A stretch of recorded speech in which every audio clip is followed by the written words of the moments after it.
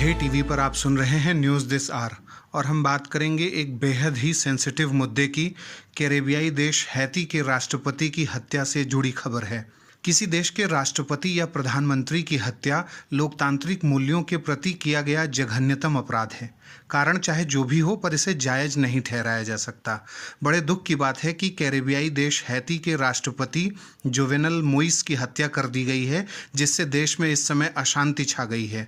उनकी हत्या उनके निजी आवास पर लोगों की भीड़ द्वारा की गई, जिसमें कुछ शार्प शूटर भी थे। देश के अंतरिम प्रधानमंत्री क्लॉड जोसेफ ने बयान जारी कर इस बात की पुष्टि भी कर दी है।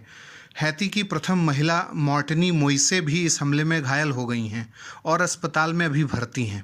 इसके साथ ही इस बात की भी पुष्टि की गई है कि भीषण मुठभेड़ में हैती की पुलिस ने राष्ट्रपति जोवेनल मोइसे के 4 हत्यारों को मार गिराया है।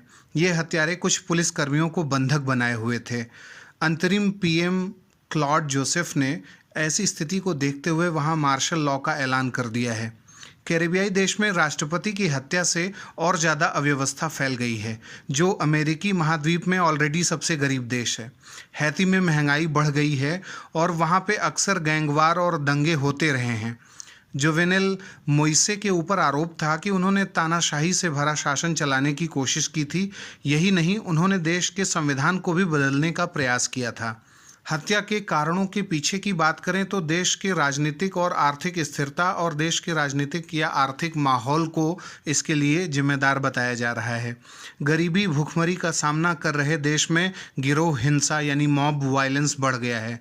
1.1 करोड़ से अधिक आबादी वाले हैती में जनता में राष्ट्रपति के खिलाफ असंतोष बढ़ गया था, लेकिन उसका अंजाम ऐसा निकलेगा ये किसी ने नहीं सोचा था। हैती में आर्थिक, राजनीतिक और सामाजिक समस्याएं लगातार बढ़ती जा रही थीं। राजधानी पोर्ट ओ प्रिंस में गिरोहों की हिंसा लगातार बढ़ रही थी। महंगाई थम नहीं रही थी और भोजन और ईंधन की ऐसे वक्त में कमी होती जा रही थी जब देश की 60% आबादी $2 प्रतिदिन से भी कम कमा रही है। देश में ये समस्याएं ऐसे समय में सामने आई हैं जब हैती 2010 के विनाशकारी भूकंप और 2016 में आए तूफान मैथ्यू के असर से उबरने की कोशिश कर रहा है।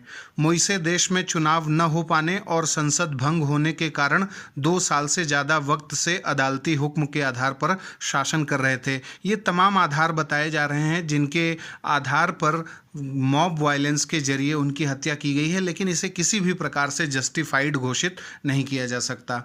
अब बारी है आज के सवाल की। हैती के बारे में निम्नलिखित कथनों पर विचार करें। नंबर 1, हैती गुटनिरपेक्ष आंदोलन का सदस्य नहीं है।